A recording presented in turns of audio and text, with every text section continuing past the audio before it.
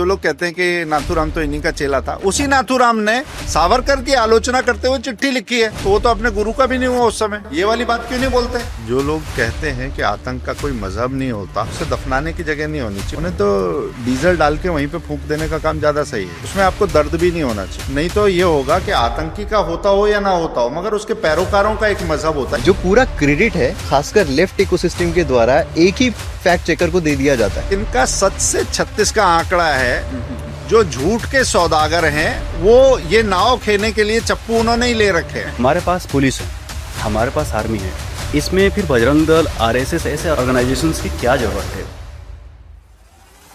पाकिस्तान के prime minister आते हैं और कहते हैं वार जीत गए। उसके पहले प्रेसिडेंट ट्रंप आते हैं, ट्वीट करते हैं और कहते हैं कि मैंने वार रुकवा दिया, पॉज करा दिया, सीज फायर करा दिया। क्या यहाँ पर चेंजेस आपको देखने को मिलते हैं जो दिल्ली में हुए हैं? इधर लोग झेल रहे थे, वो भावनाओं से खेल रहे थे।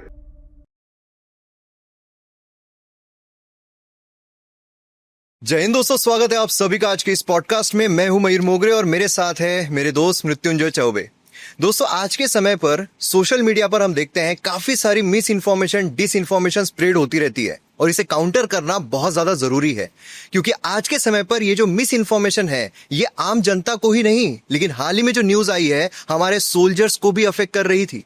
इसीलिए इसे काउंटर करने के लिए जो एक मुहिम चलाई गई है, हमारे 5 जन्य के एडिटर इन चीफ जो हमारे हितेश शंकर जी हैं उनके द्वारा, तो उन्हें हम बुलाते हैं आज के पॉडकास्ट में। स्वागत है सर आपका। सर, सबसे पहला क्वेश्चन मेरा, जो अभी मैंने इंट्रोडक्शन में कहा कि हमारे आर्मी सोल्जर्स को भी अफेक्ट की है, जैसा अभी न्यूज आई थी कि आर्मी सोल्जर के द्वारा कहा गया था, जो हमारे चीफ है उनके द्वारा कहा गया था कि 15% के आसपास जो मिस इन्फॉर्मेशन है उनका समय 15% के आसपास उसे ही डिबंक करने के लिए चला गया।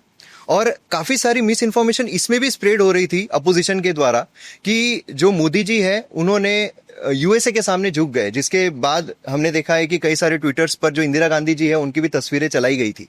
तो ऐसे समय पर आपका इस पर क्या कहना है कि किस तरीके से मिस इन्फॉर्मेशन यहाँ पर भी स्प्रेड की जा रही है, जहां पर एक बहुत इंपॉर्टेंट मुद्दा है ये, मतलब यहाँ पर सबको इकट्ठा आना चाहिए था, वहां पर भी हमें इस तरह की चीजें देखने को मिल रही है, तो इस पर आप क्या कहेंगे? देखिए, इसके 2 हिस्से होते हैं अगर जब हम इस मुद्दे की चर्चा करते हैं। एक तो ये इस घटनाक्रम के दौरान सूचनाओं ने कैसे क्षति पहुंचाने का काम किया, और दूसरा ये है कि एक समग्र रूप में मिस इन्फॉर्मेशन कैसे काम करती है।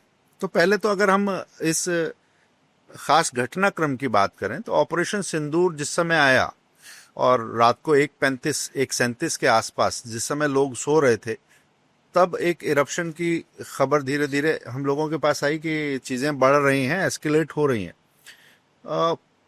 हमारी टीम ने सोशल मीडिया पर ही ऑथेंटिक जानकारी के लिए रात को 1:30 बजे से ही वो सक्रिय हो गए। हमने उनके लिए कुछ गाइडलाइंस उस समय पर बनाए, क्योंकि ये पांचजन्य महसूस कर रहा था कि ये शायद गड़बड़ी के लिए, क्योंकि जब उत्तेजना का माहौल रहता है, किसी चीज़ का खबर का कंजम्पशन ज़्यादा होने लगता है, तभी ऐसे लोग भी जिनके निहित स्वार्थ हैं या चीज़ों को खास तरफ मोड़ना चाहते हैं, वो भी उतने ही सक्रिय हो जाते हैं, क्योंकि लोग बहुत कंजम्पशन एकदम से खबरों का बढ़ जाता है।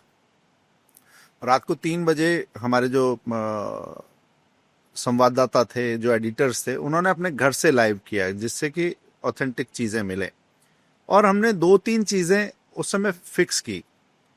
एक कि उत्तेजना में जाकर बहना नहीं है, और अगर गलती होती भी है तो मानना और चीज को तुरंत सुधारना, इसके लिए ओपन रहना है। ये नाक का सवाल नहीं है, ये भारत की साख का सवाल है। इसके लिए ओपन रहना कि गलती किसी से भी हो सकती है। आपके पास आपसे मेरे पास खबर आई है और मैंने आप पर भरोसा करके चलाई है, मगर आपकी सूचना भी गलत हो सकती है। ऐसे में मेरी जिम्मेदारी बनती है कि मैं अपने लोगों को बताऊं और उस सूचना को हटाऊं। इतना ओपननेस। दूसरी चीज हमने कही कि इस समय भारत में एक राजनीतिक आक्षेप की बात हम लोगों को नहीं करनी चाहिए एज ए मीडिया हाउस, कि इस समय राहुल गांधी क्या बोल रहे हैं, या इस समय शशि थरूर क्या बोल रहे हैं, ओवैसी क्या बोल रहे हैं। और बाद में हमने देखा कि वो एक राजनीतिक सूझ के तौर पर भी अगले दिन वो कदम सामने आया कि भारत एकजुटता के साथ इस मुद्दे पर आगे बढ़ रहा था। और जो कर्नाटक के मुख्यमंत्री का जो बयान आया उसे कांग्रेस पार्टी ने ही कंडेम किया, ये एक अच्छी बात थी। तीसरी चीज जो हमने कही कि अपने सैन्य सूत्रों पर भरोसा करना, और जब तक वो नहीं कहते, जैसे ऑपरेशन सिंदूर लोगों ने कहा खत्म हो गया, खत्म नहीं, वो जारी है। ये बात बताना भी उतना ही इम्पोर्टेंट है जितना आप बताते हो कि भारत किस मोर्चे पर कितना सक्रिय है, या पाकिस्तान में जो आतंकी ठिकाने हैं हमने उनको कैसी चोट दी। लोग सुनना चाहते हैं, मगर सुनने के साथ ये संतुलन शायद कुछ लोगों को बहुत खटकता है। अब उसके इंसिडेंट के साथ की जो बात है उस पर करते हैं कि ऐसा क्यों होता है। एक कंफर्मेशन बायस की बात रहती है कि आप जो सोच रहे हैं वो दूसरा भी बोलता है तो आपको लगता है कि हाँ मेरे हिसाब की बात कर रहा है, तो आप और ये यूथ में बहुत ज्यादा कंफर्मेशन बायस का देखते हैं कि वो किसी चीज को लेकर उसने अपनी राय व्यक्त की है तो अपने जैसी राय को वो बढ़ाने का काम करता है एक सर्कल में।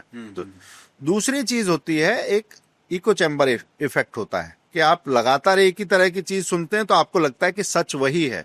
इन दोनों को आधार बनाकर कुछ लोग जो बाहर बैठते हैं वो ऐसे समय पर मौके का भुनाने का काम करते हैं। ये भी रणनीति है, ये भी लड़ाई है। जैसे मीडिया हाउसेज में आप देखें कि कुछ समय पहले एक न्यूज क्लिक नाम की एक वेबसाइट थी और ईडी के छापे में अनियमितताएं पता चली और पता चला कि 25-23 करोड़ रुपए कुछ एक जो भी राशि रही होगी वो उसमें चीन ने लगा रखी थी। भारत की खबरों में चीन की इतनी रुचि क्यों होनी चाहिए? और चीन के हिसाब की खबरें चल रही हैं तो हमारे यहाँ के कुछ यूट्यूबर्स की उसमें रुचि क्यों होनी चाहिए? और उसके ऊपर सामाजिक सरोकार का लबादा उसको पहनाना, यूथ के बीच में आइकॉन की तरह स्थापित करना, ये काम होता है। तो एक कंफर्मेशन बायस है, इको चैम्बर इफेक्ट है।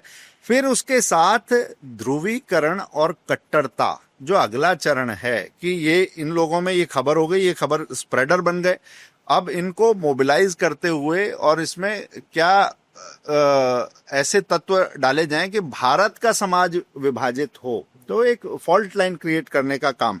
और इस पर एक MIT की एक रिसर्च है 2018 की कि ध्रुवीकरण और कट्टरता इस तरह की सूचनाओं से ज्यादा फैलती है। एक और मैं बात कह के ये पूरा करूंगा विषय कि ये एक सिस्टमेटिक एक डिजाइन होता है। ये भी लड़ाई है कि लोकतांत्रिक जो संस्थाएं हैं, डेमोक्रेसी है, और जो संवैधानिक संस्थाओं में जैसे आपके देश का न्याय तंत्र है, आपका प्रशासनिक तंत्र है, आपकी विधायिका है, जो कार्यपालिका है, इन सब के बारे में भरोसे को भी डेंट पहुंचाने का काम इसके माध्यम से होता है। और ये कार्नेगी मेलन अमेरिका की अभी हम बात कर रहे थे, उन्हीं की रिपोर्ट है। और वो रिपोर्ट कहती है कि सच के मुकाबले झूठ 6 गुना तेजी से फैलता है।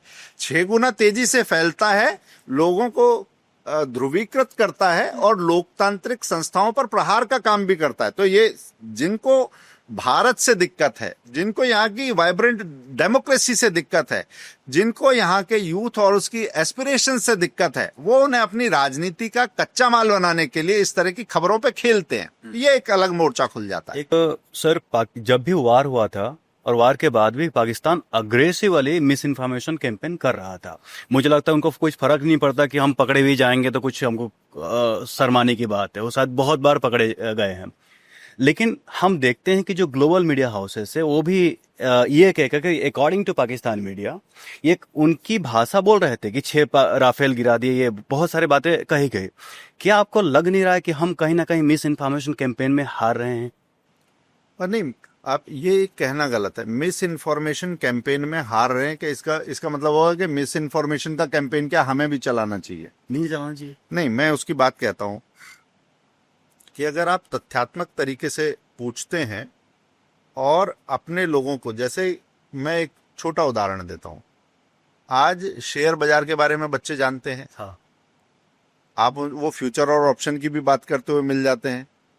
टॉप 30 कंपनी की बात कर, आपको देख के लगेगा कि ये बच्चा इतनी बात जानता कैसे है, क्योंकि पिछले कुछ समय में फाइनेंशियल लिटरेसी बढ़ी है। पहले हमारे जो परिवार थे उसमें जो इन्वेस्टमेंट के टूल्स के तौर पर बीमा एक समझ में आता था, एक एफडी समझ में आती थी, एक खाता समझ में आता था। आज के जो बच्चे हैं वो 4 चीजें अतिरिक्त जानते हैं उसके बारे में। हाँ, तो वो उसके बारे में ज्यादा जानते हैं, अपने पिताजी से ज्यादा जानते हैं। पिताजी को शायद ये बात सुन के अच्छा ना लगे, मगर ये वास्तविकता है कि ये कैसे हुआ।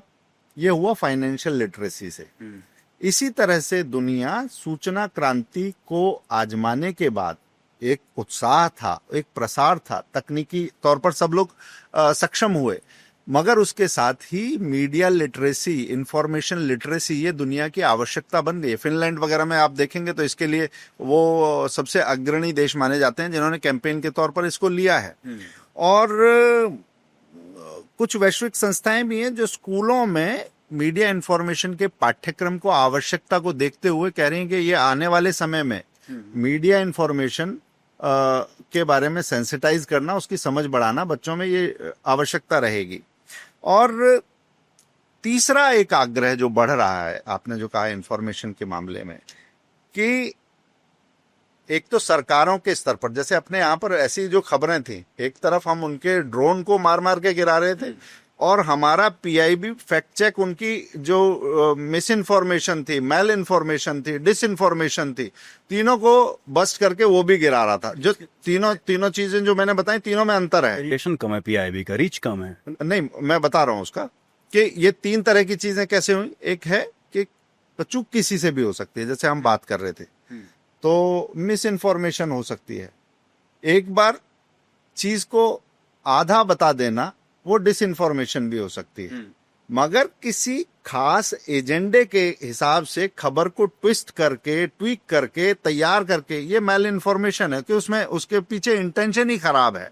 तो इन तीनों तरह की लड़ाई सूचना जगत में भी चल रही थी। और जो आपने बताया कि पीआईबी की रीच कम है, मगर पहले दिन के बाद जो सूचना प्रसारण मंत्रालय से अलग अलग मीडिया हाउसेस से बात हो रही थी, उसमें वेरीफाइड सोर्सेज के बारे में बात करना और पीआईबी का वो फैक्ट चेकिंग को देखना, कोट करना, उससे उसका स्प्रेड काफी बढ़ गया था। पहले दिन नहीं था, मगर अगले दिन वो चीजें ठीक हो गई थी। और ये मैं बिल्कुल नहीं मानता कि पाकिस्तान इस मामले में आगे निकला, क्योंकि पाकिस्तान के रेडियो चैनल्स, मैंने सबसे पहले के रेडियो पे एकदम से ध्यान नहीं जाता, मगर मैं पाकिस्तान के रेडियो चैनल्स देख रहा था।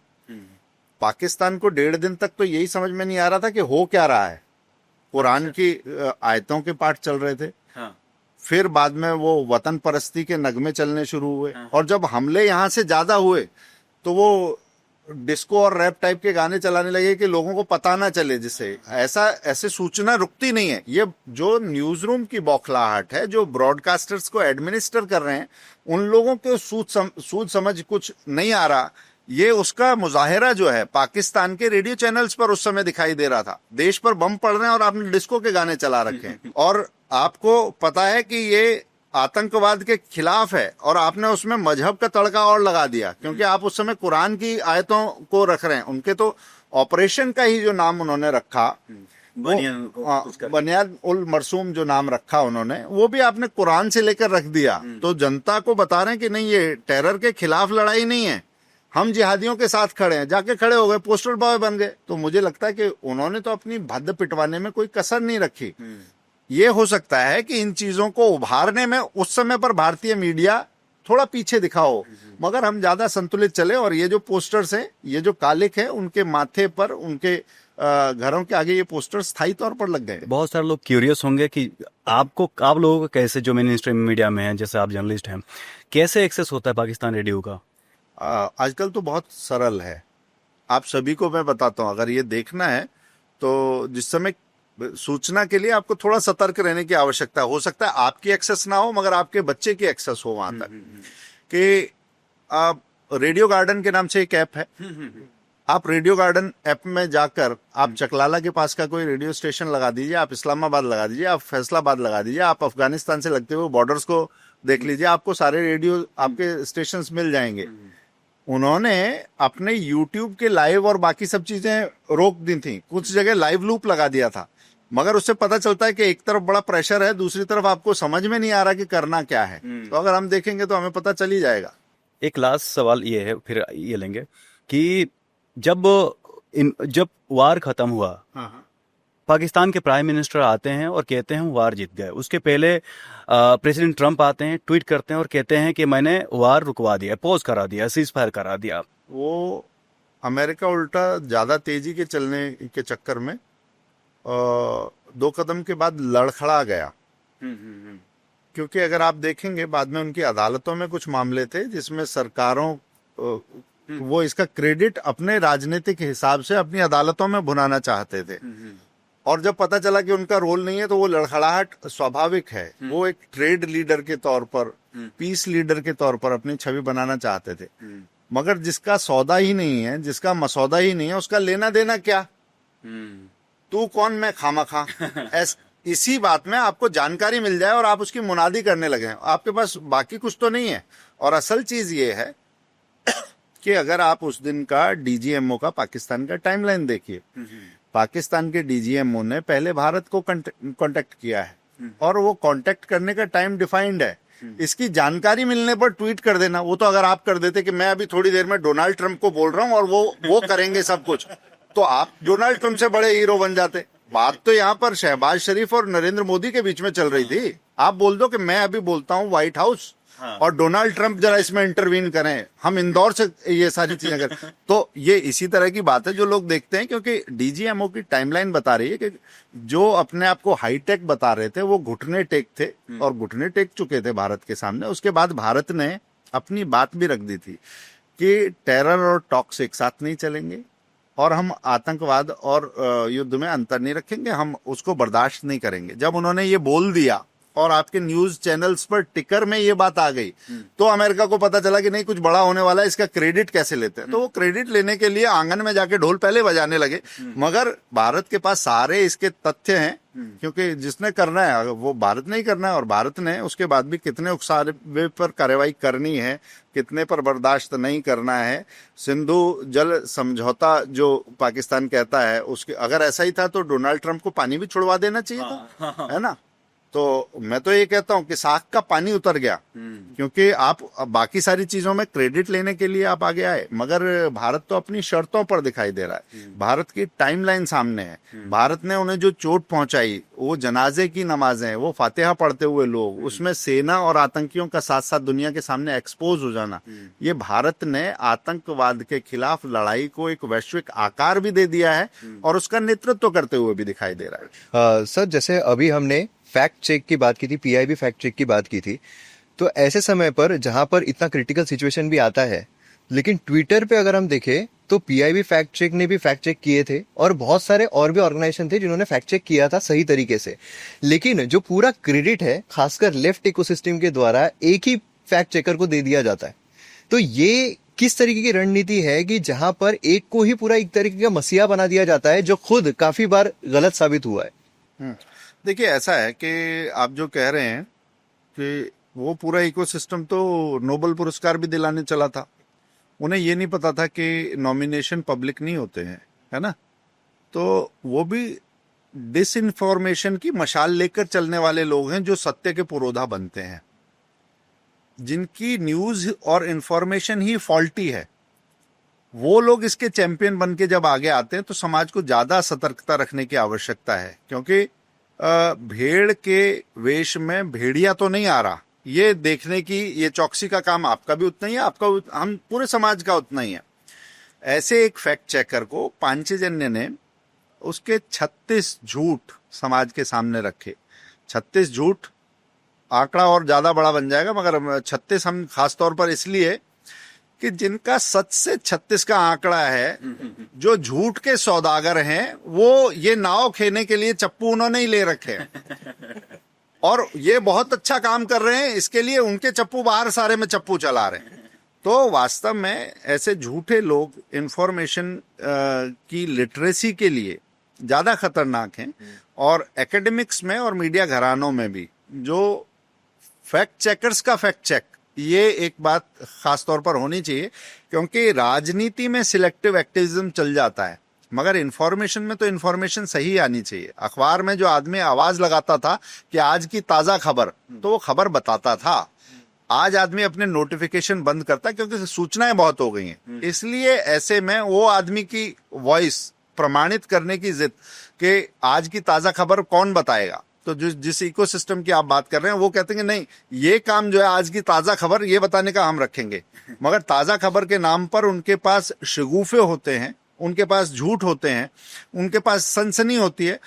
मगर और ऐसा होता क्यों है? क्योंकि उनकी नीयत थोड़ी खराब है। नीयत राजनीति से प्रेरित है, उसमें मीडिया के लिए कुछ हो, समाज के लिए कुछ हो, ऐसा कुछ नहीं है। सर अभी जैसे मैं महाराष्ट्र से हूँ, तो इसलिए वीर सावरकर जी के बारे में भी आज के समय पर इतनी ज्यादा डिसइंफॉर्मेशन स्प्रेड की जा रही है, और खासकर अगर हम देखते हैं तो अब डेरोगेटरी रिमार्क्स भी आने लगे हैं।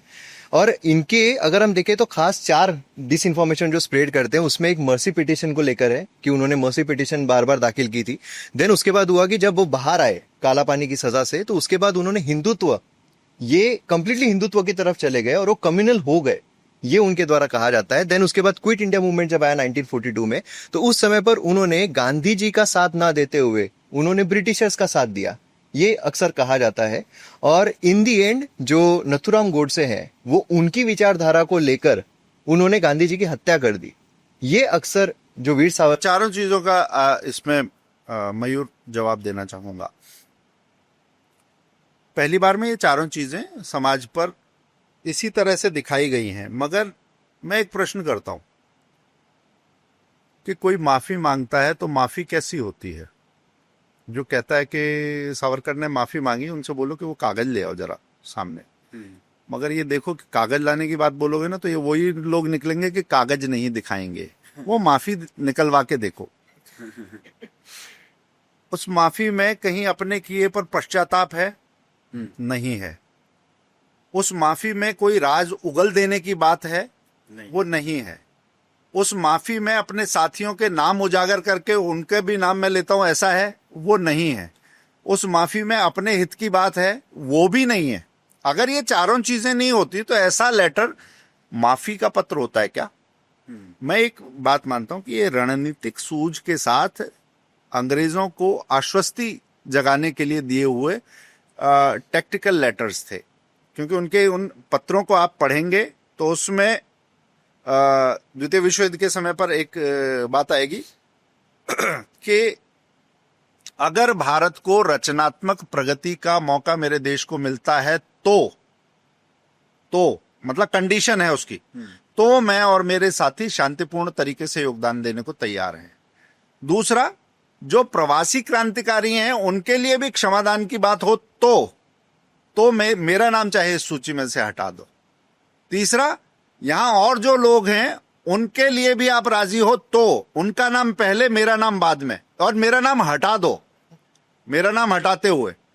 तो ये माफी है कि शर्तों से लदे हुए क्या माफी पत्र होते हैं? कितनी शर्तें हैं माफी मांगने वाला मांगता है क्या? वो सावरकर का मेटल अलग है। वो क्रांतिकारियों को गढ़ रहे हैं, तैयार कर रहे हैं। ऐसे हम सिर्फ भगत सिंह को बताएंगे आप, और वो लोग ये नहीं बताएंगे कि भगत सिंह की प्रेरणा भी सावरकर है। सावरकर की जो पुस्तक है उसके लिए रिवॉल्यूशनरी पार्टी के लोग लिखते हैं कि नहीं, हमारा तो धर्म ग्रंथ यही पुस्तक है। उसको ट्रांसलेट करने का काम करते हैं भगत सिंह और राजगुरु। ये बातें ना बताना, तो ये तो एक पहली माफी की बात है। दूसरा, गांधी जी के साथ, गांधी जी को एक अलग फ्रेम से देखना, इनको अलग फ्रेम से देखना, बाबा साहब अम्बेडकर को अलग फ्रेम से देखना। ये लोग भूल जाते हैं कि भारत में फॉल्ट लाइंस क्रिएट करना आपकी मंशा हो सकती है, मगर एक बात पक्की है कि महापुरुष जो होते हैं वो तेरे और मेरे नहीं होते। वो एक राजनीतिक दल के नहीं होते, उनकी कोई जाति नहीं होती, वो पूरे समाज के होते हैं। बाबा साहब जब आप बोलते हो तो बाबा एक शब्द बहुत बड़ा है। बाबा जो है वो पूरे कुटुंब का होता है, वो चाचा या ताऊ का नहीं होता। पोता बताएगा कि तुम हो या तुम गलत हो, मैं बाबा से जाके बोल दूंगा। तो बाबा थोड़ा गुस्सैल भी होता है, बाबा थोड़ा झगड़ालू भी हो सकता है, मगर बाबा अंततः कुटुंब का हित देखता है। तो बाबा साहब का जो फ्रेम है आपको दिखाई देगा कि सावरकर का भी वैसा ही फ्रेम है। जो पाकिस्तान के बारे में जो गलत फहमियां हैं उनकी धूल झाड़ने का काम दोनों उस समय पर कर रहे थे। और जिनको लगता है कि सावरकर ज्यादा नरम थे, गांधी अपनी चिट्ठियों के अंत में आपका वफादार सेवक मोहनदास करमचंद गांधी ये लिखते थे। तो क्या इससे हम गांधी जी पर शक करने लगे? हम ना सावरकर पर शक करते हैं, ना गांधी जी पर शक करते हैं। और गांधी जी अहिंसा की बात करते थे, सावरकर कहते थे कि युक्त युक्त ढंग से हमें सब चीजें इस्तेमाल करनी है, मगर दोनों ने ही उस युद्ध में अंग्रेजों के लिए, ब्रिटिशर्स के लिए कहा कि भारतीयों को भर्ती होना चाहिए, हिंदुओं को भर्ती होना चाहिए। क्यों कहा? गांधी जी कहते थे कि जब हम इनका सहयोग करेंगे तो ये हमारे उद्देश्य में शायद हमें सहयोग करेंगे, इस सदाशयता को जगाने के लिए गांधी जी कहते थे। और सावरकर क्या कहते थे कि अगर ये नहीं माने तो उससे पहले हमारे लोगों को ट्रेन करना चाहिए, उन्हें बंदूक के घोड़ा कैसे दबाना है, निशाना कैसे लगाना है, उसकी ट्रेनिंग इन्हीं से दिलवाने का काम करते हैं। दोनों का उद्देश्य क्या था? दोनों का उद्देश्य भारत था। आज जो लोग हमारे महापुरुषों को लड़ाने का काम करते हैं, उनका लक्ष्य भारत नहीं है, भारत में फॉल्ट लाइंस क्रिएट करना उनका लक्ष्य है। और एक जो आपने नाथूराम गोडसे की बात की, वो भी एक महत्वपूर्ण बात है। इस देश में जब तिरंगे को राष्ट्रध्वज अंगीकृत किया गया तो जो सावरकर सदन उनका घर था, सावरकर सदन पर 2 झंडे लगे, तिरंगा भी लगा और भगवा भी लगा। जो हमारी आध्यात्मिक सांस्कृतिक चेतना का प्रतीक है वो भगवा भी लगा हुआ है, और हमने अपने देश का जो झंडा बनाया वो भी गर्व से लहरा आ रहा है। सावरकर के घर पे ये झंडे लगे हुए हैं। और जो लोग कहते हैं कि नाथूराम तो इन्हीं का चेला था, उसी नाथूराम ने सावरकर की आलोचना करते हुए चिट्ठी लिखी है, तो वो तो अपने गुरु का भी नहीं हुआ उस समय। ये वाली बात क्यों नहीं बोलते?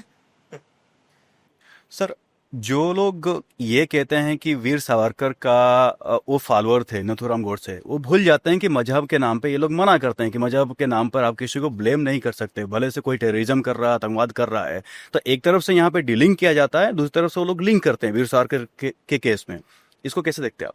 मुझे लगता है कि जो लोग कहते हैं कि आतंक का कोई मजहब नहीं होता, उन्हें वास्तव में इस दिशा में काम करने की जरूरत है। और जब आतंकी पकड़े जाएं तो उसकी नमाज जनाजा नहीं होनी चाहिए, उसे दफनाने की जगह नहीं होनी चाहिए, उसका अंतिम संस्कार भी नहीं होना चाहिए, कोई कहीं का भी हो। उन्हें तो डीजल डाल के वहीं पे फूंक देने का काम ज्यादा सही है। उसमें आपको दर्द भी नहीं होना चाहिए।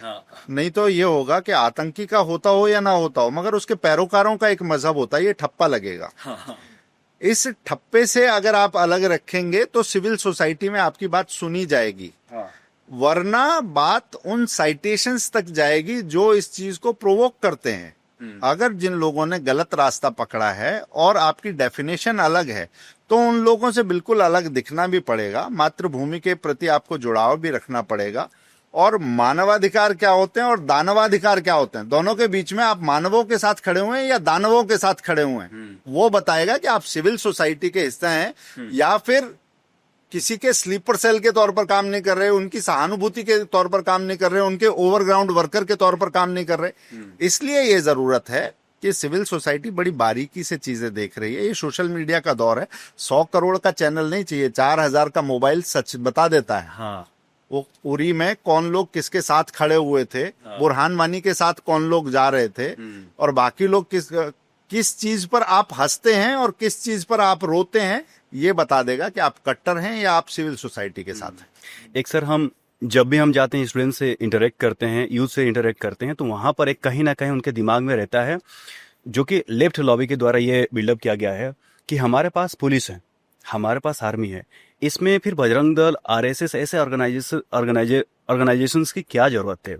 इनको कैसे जवाब दिया जा सकता है? देखिए, ये अगर आपके पास बजरंग दल के पास पिस्तौल होती हो ऐसा नहीं है, और बाकी जो संगठन है, अगर आपके पास ये ना होता, जो लोग बोलते हैं उन्हें शायद खास तरीके से कुछ चीजों को देखने की आदत पड़ गई है। दिल्ली में मैं कहता हूं कि कोविड के समय अगर आरएसएस नहीं होता तो कैसा होता।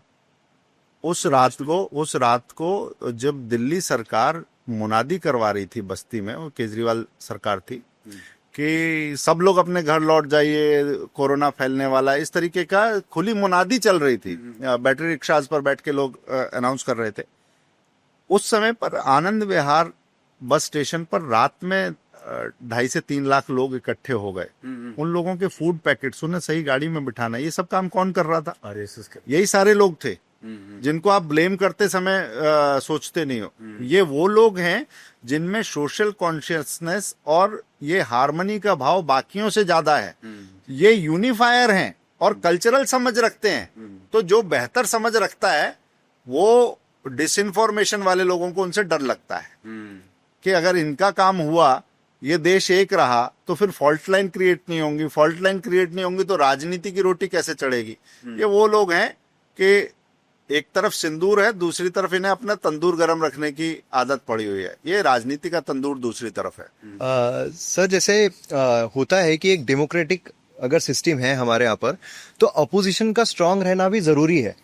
और अपोजिशन के जो मुद्दे होते हैं वो बेसिकली कहा जाता है जो जनता है उनके मुद्दे सरकार के तरफ उठाए जा रहे हैं। लेकिन आज के समय पर जो अपोजिशन है उनकी हालत इतनी खास नजर नहीं आ रही है, क्योंकि 10 साल अगर कोई गवर्नमेंट काम करती है उसके बाद बहुत इजी होता है एक नैरेटिव बिल्डअप करना, और नैरेटिव बिल्डअप किया भी गया लोकसभा चुनाव में। लेकिन उसके बावजूद ये जो इलेक्शन का रिजल्ट रहा है वो उस तरीके का नहीं रहा है जिस तरीके का अपोजिशन चाह रहा था। तो ऐसे समय पर आपको क्या लगता है कहाँ अपोजिशन लैग कर रहा है? देखिए ऐसा है, आपने बहुत अच्छा, मैं उसका वैसे ही यूथ के हिसाब से आपको बताता हूँ। बॉक्सिंग देखते हैं थोड़ी, है ना, उसमें एक सुपर हैवी वेट होता है, फिर हैवी वेट होता है, लाइट वेट होता है, बैंटम वेट होता है, पेपर वेट भी होता है ना। आप वो बोलें कि फाइट के लिए दोनों कंटेंडर जरूरी हैं, मगर हैवी वेट के सामने अगर आप पेपर वेट खड़ा करेंगे तो कैसे चलेगा। तो उस पेपर वेट को प्रोटीन खिलाने की जिम्मेदारी हैवी वेट की तो नहीं है। तो अगर आप बीजेपी को देखते हैं सदन में मजबूत है, तो बाकी पार्टियों को मजबूत करने का काम ये बीजेपी का है या उन पार्टियों का है। उनके पास अगर लीडरशिप नहीं है, लीडरशिप क्राइसिस है, तो जिस पार्टी के पास फर्स्ट लाइन भी है, सेकंड लाइन भी है, नीचे भी है, पन्ने तक उनके शक्ति केंद्र बने हुए हैं, प्रमुख बने हुए हैं, उन्होंने तो अपनी लीडरशिप डिफाइन कर रखी है।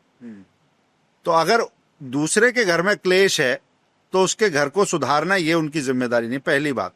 दूसरी बात आपने जो बोली कि अगर ये फाइट हो रही है, अब सारे मिलके एक साथ बॉक्सिंग करने आ रहे हैं, फिर भी हैवी वेट ने लिटा दिया सबको, तो ये एंड रिजल्ट तो वही दिखाई दे रहा है ना जिसका हाथ ऊपर है। बाकी सारे तो धूल चाट गए। अब धूल चाटने वाले बता रहे हैं कि नहीं हमने ऐसा पंच लगाया था, हमने ये कटर मारा था, हमने लेफ्ट कटर मारा था। रिजल्ट क्या हुआ? रिजल्ट तो वही बता रहे हैं ना कि हाथ किसका ऊपर है, और जो हाथ दिखा रहे थे उनका हाथ नीचे है। तो डेमोक्रेसी इन्हीं वाइब्रेंसी और इन्हीं डाइवर्स पिक्चर्स के साथ ही, इन्हीं डाइवर्स सिनेरियोज के साथ चलती है। कोई एक पार्टी कभी आगे दिखाई देती है, मजबूत दिखाई देती है, मगर किसी के आगे दिखने में, मजबूत दिखने के पीछे सरकारें आती और जाती हैं। सरोकार कितने हैं, सोसाइटी की बात कितनी है, सोसाइटी को बांट के जीतना है या सबका भरोसा जीत के आपको आगे बढ़ना है, ये डिफाइन करता है अंतर कि आपकी पॉलिटिक्स कितने कैरेट की है। अगर 24 कैरेट की पॉलिटिक्स करनी है तो वो शायद परिवारवाद की राजनीति को वो हजम ना हो। जैसे शुद्ध देसी घी अच्छा होता है, मगर जिसका डाइजेशन खराब होता है, जिसका अपना शरीर खराब होता है, उसको हजम नहीं होता। उसमें देसी घी की खराबी नहीं है, उसमें दूसरे के जो टेकर है। हाँ, तो परिवारवाद की राजनीति, क्षेत्रवाद की राजनीति, भाषा पर टिकी हुई राजनीति, कोटरी पर टिकी हुई राजनीति, उन्हें लोकतंत्र का ये सच्चा घी हजम नहीं होता, उनका पेट खराब हो जाता उससे। जब पेट खराब हो जाता है तो छटपटाट में सब मिलके लड़ते हैं, और मिलके लड़ते हैं तो फिर भी रिजल्ट जो आता है वो बताता है कि ये जो पड़े हुए हैं इन सबका पेट खराब था।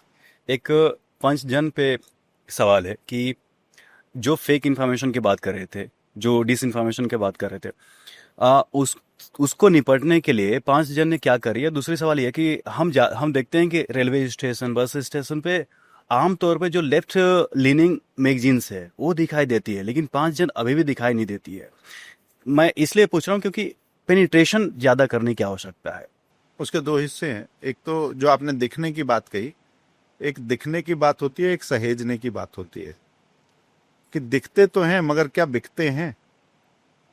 हम कह सकते हैं कि आज हम जिस जगह पर हैं, हमारे लोग खरीद के पढ़ते हैं, हम फ्री नहीं देते। और किसी स्टॉल से ऐसा भी नहीं है कि बिना बिकी हुई कॉपी हम ले लेते हैं। वो बाकी बहुत सारे लोग दिखने के चक्कर में रखते भी हैं और पूरी कॉपी वापस भी ले जाते हैं। वो सब चक्कर हम नहीं पढ़ते उसमें।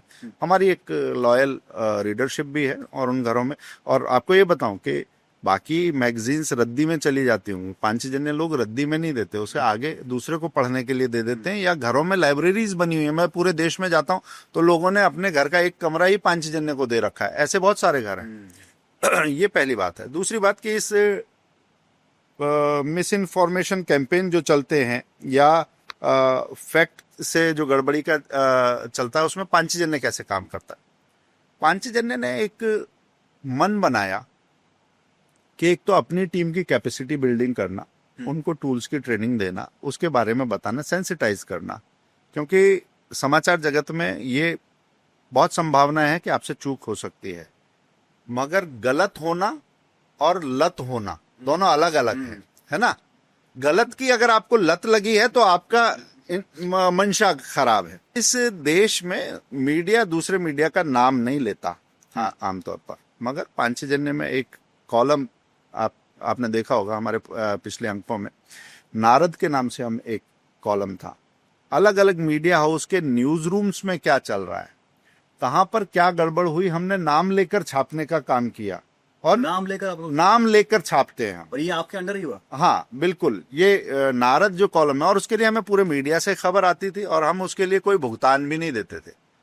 फिर एक काम हमने और किया कि करीब 15 ऐसी खबर, 10 साल पहले की एक बात बता रहा हूं, कि हमने ऐसी 15 खबर जो झूठी थी मूलतः, मगर खास उद्देश्य से या तो प्राइम टाइम में या अखबारों में फ्रंट पेज पर अच्छे से चमका के बेची गई, उन सब खबरों की कलई खोलने का काम हमने IIMC के बच्चों को साथ लेकर 15 खबरों के लिए 15 बच्चों ने पोस्टमार्टम किया, बिना इस डर के कि कितना बड़ा अखबार है, कितना बड़ा संपादक है, कितना बड़ा पत्रकार है, नाम के साथ खुलासा किया।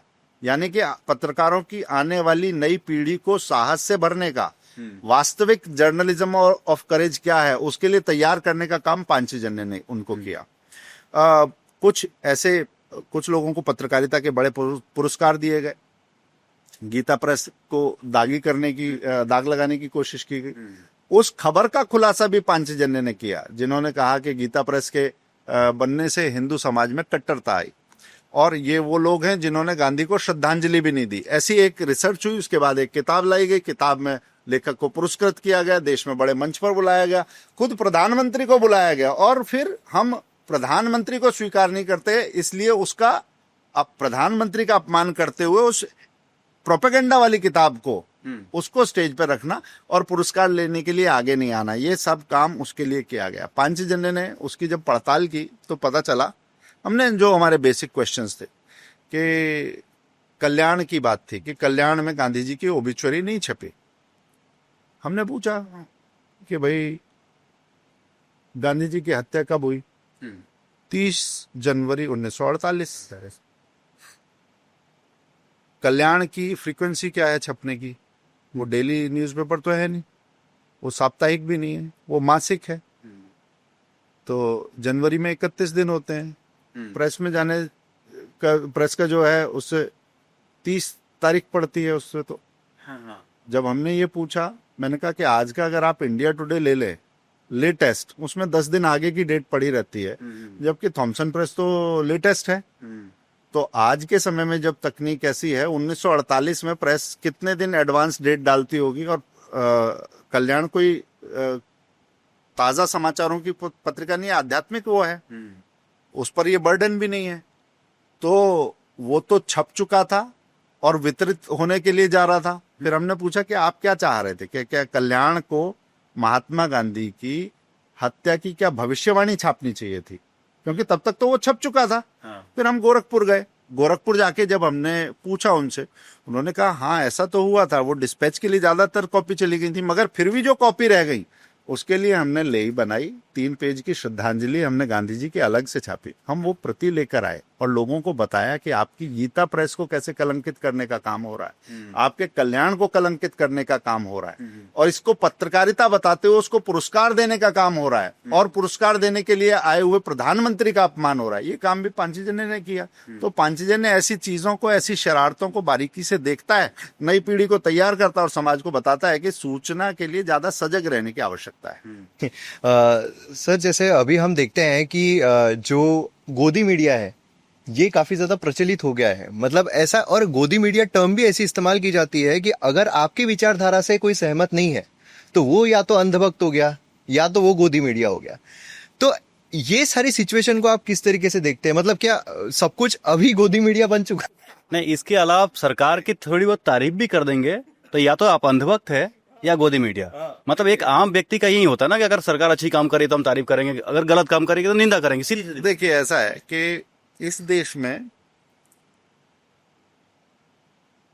स्वतंत्रता आंदोलन एक पत्रकारिता की दृष्टि से अगर देखेंगे तो पाएंगे कि उसमें राष्ट्र सर्वोपरि के भाव से पत्रकारिता चलती थी। जब देश आजाद हुआ तो बहुत सारे अखबार बंद हो गए। वो इसलिए बंद हो गए कि देश की आजादी उनका लक्ष्य था, तो लक्ष्य प्राप्त कर लिया तो इसके आगे क्या यात्रा है। मगर पांचजन्य उसी समय पर शुरू होता है कि सरकारें आती हैं मगर सरोकार जिंदा रहते हैं, इसलिए रहना है।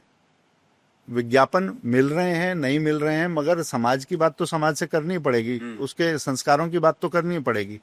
सबके लिए ये सरल नहीं था, इसलिए कम संसाधनों में भी अपनी यात्रा को जैसे भी पांजन्य ने जीवित रखा। पहले संपादक अटल जी थे, दीनदयाल जी अटल जी ने ये आरंभ किया, तो वहां से ये यात्रा शुरू होती है। और फिर पत्रकारिता की यात्रा में दूसरा एक पड़ाव जो आता है वो आपातकाल है, जिस समय पर मीडिया सेंसरशिप, इंदिरा गांधी की जिद कि सब एडिटर नहीं सब इंस्पेक्टर बताएगा कि हेडिंग क्या होगी। आजकल के लोग सोचेंगे तो आज जो अभिव्यक्ति की स्वतंत्रता के चैंपियन बन के घूमते हैं उनके मुखौटे उतर जाएंगे कि नहीं सब एडिटर नहीं, मेरा सब इंस्पेक्टर बताएगा कि चिट्ठी आपकी चेक करी जाएगी सारी। तो ये सारा काम जब किया तो मीडिया को चोट तो लगी, कुछ ने मुखरता से बोला और उसका प्रताड़ना भी सही। जैसे हमारे संपादक भी जेल में रहे उस समय पर, पांचजन्य को बाधित करने की प्रतिबंध में कोशिश हुई, कॉपीज उठा ली। बाकी और लोगों को भी, कई लोगों ने अपने एडिट वाले जो पन्ने खाली छोड़ दिए या स्याही लगा के लोगों ने अपना आक्रोश व्यक्त किया। मगर मीडिया में जो स्थायी इससे भाव बदला कि जिसने चोट दी है अब उसको ठीक करना है, उसको इस देश विरोधी लॉबी में कहता हूं उसने कैसे बुनाया। उन्होंने न्यूज रूम का ये स्थायी भाव है, एंटी स्टैब्लिशमेंट है, वही मीडिया है, ये कहना शुरू किया। मगर मेरा देश चार चीजों में अच्छी चीज कर रहा है, मैं वो नहीं कहूंगा तो कैसे पूरे परिवार का उत्साह बढ़ेगा। तो एक परिवार के तौर पर एक मुखिया होता है, बाकी सदस्य हैं, सही गलत का वो आकलन करते हैं, सही चीजों के लिए वो सेलिब्रेट भी करते हैं। अब घर में आप सोचो कि कोई एक रोज मातम लेकर ही बैठ जाए और उसकी कोई वजह भी ना हो, वो बोले कि नहीं वो आपको पसंद नहीं करते, वो आपको पसंद नहीं करते। परिवार आपका ग्रो कर रहा है, आपके बच्चे अगर अच्छा रिजल्ट लेकर आ रहे हैं, सारी चीजों में एक आदमी मुंह बना के बैठा रहता है, वो परिवार का माहौल खराब करने की कोशिश करता है। तो ये कुछ ऐसी चीज है, कुछ लोगों ने अपने हित के कारण बाहर जाकर मलाई खानी है, यहाँ पर मनुष्यत फैलानी है, तो वो लोग भारत का मोरल डाउन करने के लिए इस तरीके की चीजें करते हैं और उसमें फॉल्ट लाइन से अलग अलग निकालते हैं, परिवार को लड़ाने की कोशिश करते हैं, घर को तोड़ने की कोशिश करते हैं। तो ऐसे लोगों से थोड़ा सा सजग रहने की जरूरत है, क्योंकि ये घर के अंदर है। पर सर, जैसे हम देखते हैं कि लोकसभा इलेक्शन के टाइम पर एक नैरेटिव चलाया गया था संविधान खतरे में है, और बाद में अभी मतलब जैसे हमने एक पॉडकास्ट भी किया था जो थोड़े लेफ्ट लीनिंग है उनके साथ भी, तो जब उनसे पूछा गया कि वो तो प्रोपोगेंडा था, तो उन्होंने भी माना कि हाँ वो प्रोपोगेंडा था, लेकिन उस वक्त तो बहुत अच्छे से चलाया गया था। तो आपको क्या ऐसा नहीं लगता है कि जो गवर्नमेंट है जिस समय पर प्रोपोगेंडा बर्स्ट होना चाहिए था उस समय पर करने में थोड़ा लैग करती है? देखिए ऐसा है, जब भी चुनाव होता है ना तो सरकारी सिस्टम वो बहुत सारी चीज़ों में ऑक्यूपाई रहता है, और सरकारें आना जाना, स्विचिंग, प्रशासनिक तंत्र को सक्रियता भी बनानी होती है, मुस्तैदी भी बनानी होती है। फिर चुनाव आयोग भी कहता है कि किसी चीज़ का सही है गलत, मगर क्या इसका राजनीतिक निहितार्थ निकाला जा सकता है। तो मुझे लगता है अगर सरकारी इंटरवेंशन नहीं हुआ तो ये थोड़ी कमी दिख सकती है, मगर ये आवश्यक भी था, वरना वो सरकारी नहीं दिखता, वो भाजपा का असर दिखाई देता। तो इसलिए थोड़ा सा हो सकता है, मगर वास्तविकता तो यही है कि जो संविधान की बात कर रहे थे, वास्तव में संविधान की धज्जियां उड़ाने का काम उन्होंने किया। वो संविधान का इंटरप्रिटेशन नहीं चाहते। संविधान में राम है, सीता है, महावीर है, वो इसका इंटरप्रिटेशन नहीं चाहते। संविधान का एक कल्चरल कनेक्ट है, इस पर वो बात नहीं चाहते। संविधान का जिन्होंने मसौदा तैयार किया वो बाबा साहब, उन पर भी खास तरीके से बात नहीं करना चाहते, वो उनकी समग्रता में बात नहीं करना। बाबा साहब हमें अपनी राजनीति के लिए चाहिए, संविधान पूरा नहीं चाहिए, उसकी एक बुकलेट चाहिए जिसे लहरा सके हम, उतना संविधान चाहिए। और वास्तव में प्रोपेगेंडा चाहिए, समझदारी नहीं चाहिए, क्योंकि समझदारी हजम नहीं होती। फिर वही बात है, एक कुपोषित व्यक्ति को जैसे देसी घी हजम नहीं होता, इस देश का संविधान, उसकी सांस्कृतिक आत्मा, उसका सुविचार जो दुनिया भर के लिए पोषक हो सकता है, वो नहीं हो सकता। क्योंकि बहुत सारी चीजें हैं उसमें, जो फॉल्ट लाइंस की थ्योरी जो अंग्रेज लेकर आए, उन्हीं थ्योरीज को लेकर आगे बढ़ना उन्होंने अपनी राजनीति का ढर्रा बना रखा है। एक सर, राइट विंग में एक समस्या ये है कि उनको एक इंटेलेक्चुअल फेस नहीं मिल पाया है, सामने नहीं आ पाया। मैं ये नहीं कहता कि है नहीं, जैसे आप हैं, लेकिन सामने नहीं आ पाया। वो लोग सामने आते हैं जो शायद बोल नहीं पाते हैं, जो शायद एक जो सटीक आंसर होता है दे नहीं पाते हैं। तो ये जो गैप है कैसे फिलअप किया जा सकता है? देखिए ऐसा है, राइट विंग या लेफ्ट विंग जैसी बात नहीं होती।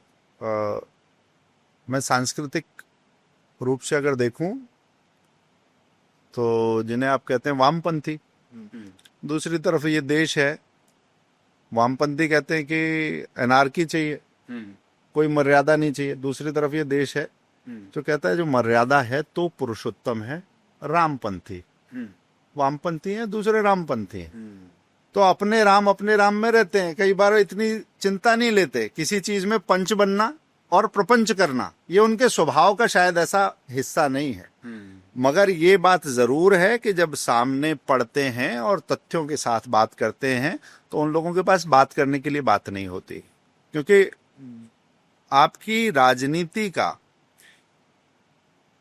उद्देश्य जो है वो अपने तक सीमित है, अपने परिवार तक सीमित है, अपने दल तक सीमित है। तो ये एक दलदल बनता है, खास तरह का सड़ान मारता है, वो उस राजनीति में से आती है। सामाजिक सरोकार की बात नहीं आती। कहीं पर भी आप अगर देखेंगे तो जहां ऐसी राजनीति रही है, समाज के लिए वो कितनी फलदायी रही, विकास के पैरामीटर्स पर, स्वास्थ्य के पैरामीटर्स पर, उसे बिजली देने के लिए, उसको शिक्षा देने के लिए। जो वामपंथी हैं वो बस्तर में क्या उत्पात और आतंक मचा रखा था, उन बच्चों से क्या दिक्कत थी जिनके स्कूल आपने उड़ाए। यहाँ पर आकर वो शिक्षा और बजट की बात करते हैं, वहां पर बच्चों के स्कूल उड़ाते हैं। इस तरीके के लोग थे जो दो मुहे तरीके से बात करने वाले। सर, जैसे आपने वामपंथी की बात किया, बहुत सारे जो यूथ हैं सोशल मीडिया पढ़े हैं, जो कंटेंट कंज्यूम करते हैं सोशल मीडिया पे, ऑनलाइन करते हैं। हमारे जो दर्शक है उनके लिए कुछ बुक्स जो उनके लिए नेसेसरी है पढ़ना, सजेस्ट करेंगे आप? देखिए बहुत सारी किताबें हो सकती हैं, मगर मैं पहली बार में आपने अचानक पूछा तो मैं सूर्यकांत बाली जी की भारत गाथा, इसे बहुत अच्छी पुस्तक है। अभी बलबीर पुंज जी की नैरेटिव का मायाजाल एक अच्छी पुस्तक है जिसे पढ़ा जाना चाहिए। और प्रधानमंत्री जी के भाषणों में भारत का जो सांस्कृतिक आख्यान प्रदर्शित हुआ है, इस पर राम बहादुर राय जी की एक पुस्तक आई है, संस्कृति का 5वां अध्याय। ये पुस्तकें हैं जो वास्तव में हमें देखनी चाहिए। उसके अलावा मीनाक्षी जैन जी की पुस्तक हैं और भी पुस्तकें हैं इस पर। अगर हम अब पढ़ने को अपनी आदत में लाएंगे तो झूठ आपके दिमाग में भरने वाले लोग हैं वो आपसे कतराएंगे, आपके सामने पढ़ने से कतराएंगे, मगर जैसे ट्रुथ प्रिवेल की बात है, आपकी बात की काट उनके पास नहीं होगी। तो लड़ना नहीं है, लड़ने से पहले पढ़ना है, ये सूत्र लेना चाहिए। ये भी काफी मतलब अभी हमें देखने को मिला कि पिछले 10 साल से दिल्ली में आम आदमी पार्टी की सरकार थी और उसके बाद काफी कुछ हुआ। उन्हें एकदम ओवर कॉन्फिडेंट थे वो अरविंद केजरीवाल जी कि हम ही जीतेंगे, लेकिन जो रिजल्ट है वो कंप्लीटली अलग आ गया और बीजेपी की यहाँ पर जीत हुई। और ज्यादा सबसे बड़ा मुद्दा जो हार का कारण बताया जाता है वो यमुना, प्रदूषण, ये सब बताया जाता है अरविंद केजरीवाल जी की हार के पीछे। तो अभी जितना वक्त यहाँ पर हुआ है बीजेपी की सरकार को लेकर, तो आपकी राय में क्या यहाँ पर चेंजेस आपको देखने को मिलते हैं जो दिल्ली में हुए हैं? देखिए पहली बात तो ये है कि जिन हाथों को काम करना था वो अब काम कर रहे हैं, वो ढोल नहीं बजा रहे। पहले हम 10 साल तक ये देख रहे थे कि काम नहीं करना है मगर देश दुनिया में ढोल बजाना है। जिन स्कूलों की खिड़कियां टूटी हुई थी, और दिल्ली की सर्दी गर्मी आप जानते हैं, उस टूटी हुई खिड़की से जब एक 5 साल के बच्चे या बच्ची को हवा लगती है तो वो उसका चेहरा बता देता है कि दिल्ली का शिक्षा मॉडल क्या है, उसकी असलियत क्या है।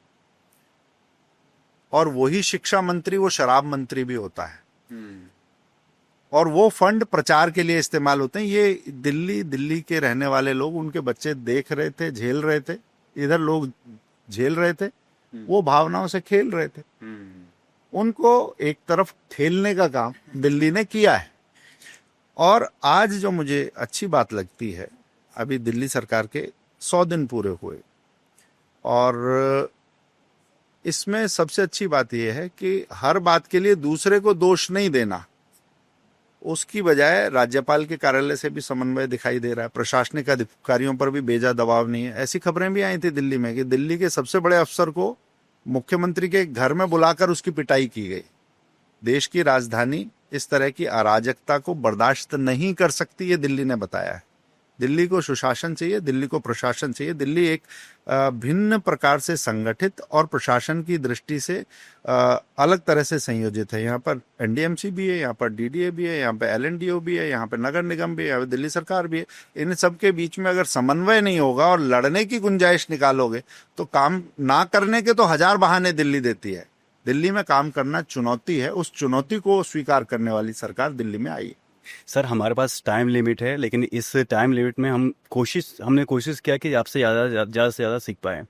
और चूंकि आप ओशन ऑफ नॉलेज हैं, हम चाहेंगे फिर से एक ड्रॉप अगली बार ले सकें। निश्चित निश्चित, मुझे अच्छा लगेगा आपके जो दर्शक हैं उनके साथ जुड़ के और सवालों के साथ आप फिर आइए। 5 जने के मंच पर भी आपका स्वागत रहेगा। Thank you so much. Thank you so much.